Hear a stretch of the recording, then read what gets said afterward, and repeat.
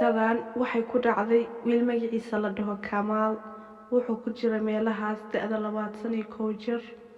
wuxuu ku noolaa wadanka Virginia, guri u dhow hooyadiis iyo aabihiisa.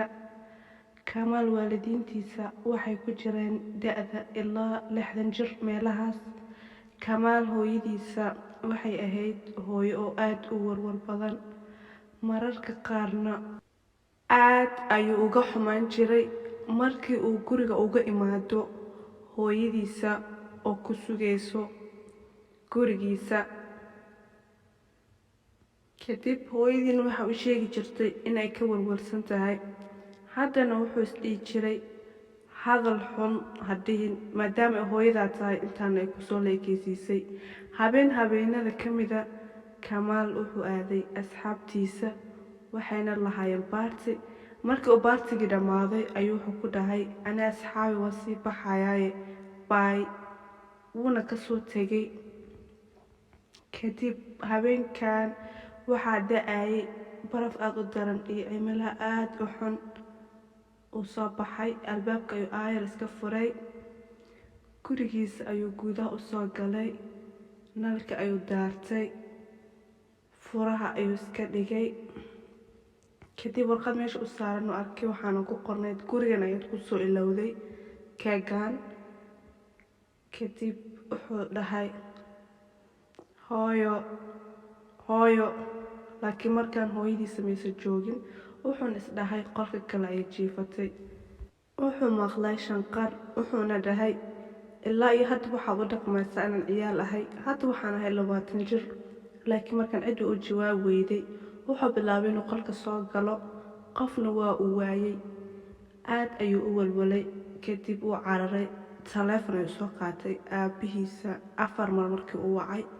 ugu dambeyn uu qabtay taleefonka, wuxuuna ku dhahay aabe, hooyo ayaa gurigayga joogto, xagga sare ayayna kusoo socotaa. aabihiis wuxuu u sheegay inay hooyadiisa ayba agtiisa joogto, waxa uu sheegayana ay waxba ka jirin. wuxuu fiiriyey dhinaca guriga, wuxuuna arkay madax soo fiirinayo oo aad u cabsi badan. wuxuu bilaabay inuu cararo, guriga ayuuna ka soo baxay isagoo wadada xoog ugu ordaayo. guriga waalidiintiisa ayuu tegay, hooyadiisana albaabka ayay kusii sugaysay iyadoo aad u walwalayso, uuna u sheegay wixii dhacay. kadibna hooyadiis waxa u sheegtay inay gurigiisa tagtay, jikada ay soo nadiifisay, kadibna ay kasoo baxday. booliiska ayaa la wacay, booliiska ayaana imaaday gurigii. mid banaanka ayuu taagnaa, midna gudaha. ilaa 5 minute ayuu guriga soo fiiriyey, kadibna uu soo baxay. wuxuuna sheegay inaysan waxba guriga joogin. laakiin wuxuu dhahay isaga, aniga waan ku dhaaranayaa, waxaan arkay wax aad u cabsi badan. waxaan arkay wax aad iiga cabsiyey oo wejiga bini'aadanka ahayn. habeenkiina wuxuu iska seexday guriga waalidiintiisa. kadib gurigiisa ayuu ku soo laabtay. waxa uuna leeyahay waxaan ilaa iyo waqti xaadirkan la joogo guriga ayuu igula nool yahay. asxaabay, qisadeena maanta intaan ayay ku eg tahay. waxaan idinkaga tegayaa ismaqal dambe oo xiiso leh. asalaamu calaykum.